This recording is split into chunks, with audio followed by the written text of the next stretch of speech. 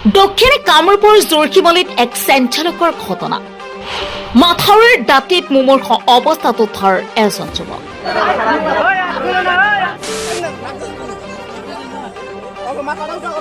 কোনোবা দুৰ্বৃত্তৰ দলে হত্যাৰ চেষ্টা চলোৱাৰ অভিযোগ ৰাইজৰ।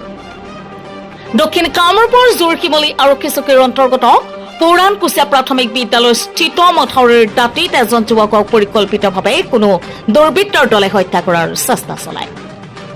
হাত ভৰি বান্ধি অজ্ঞাত অৱস্থাত মাথাউৰিৰ দাঁতিত বোকাত পেলাই থৈ যায় যুৱকজনক। মাথাউৰিৰে গৈ থকা কেইজনমান লোকে হঠাৎ প্ৰত্যক্ষ কৰি যুৱকজনক উদ্ধাৰ কৰি গৰৈমাৰী পুখুৰীপাৰ প্ৰাথমিক স্বাস্থ্য কেন্দ্ৰত প্ৰেৰণ কৰে।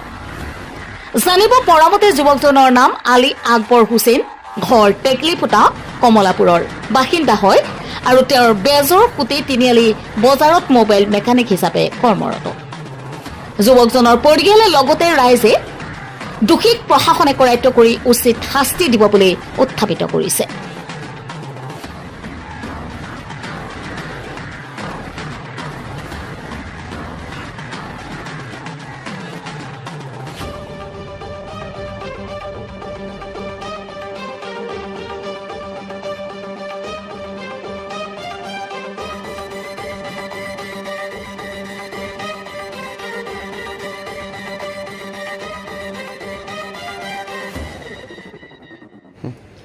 আলী আকবৰ এতিয়া আমি যেতিয়া খবৰ পালোঁ তেতিয়া লগে লগে আমাৰ কিছু সতীৰ্থই বা আমি পৰিয়ালৰ মানুহে মিলি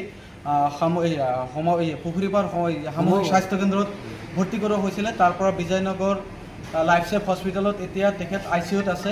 গতিকে তেখেতৰ কাৰণে আপোনালোক চবে দোৱা কৰিব, প্ৰাৰ্থনা কৰিব যাতে তেখেতে অতি সোনকালে সুস্থ হৈ উঠে আৰু যিসকল লোকে তেখেতক প্ৰাণ মাৰাৰ এই চেষ্টা কৰিছিলে সেইসকল মানুহক চিনাক্ত কৰিব পাৰে। তাৰ কাৰণে আপোনালোকে চবে দোৱা কৰিব, আপোনালোকে সকলোৱে দোৱা কৰিব যাতে তেওঁ অতি সোনকালে সুস্থ হৈ উঠে। ধন্যবাদ।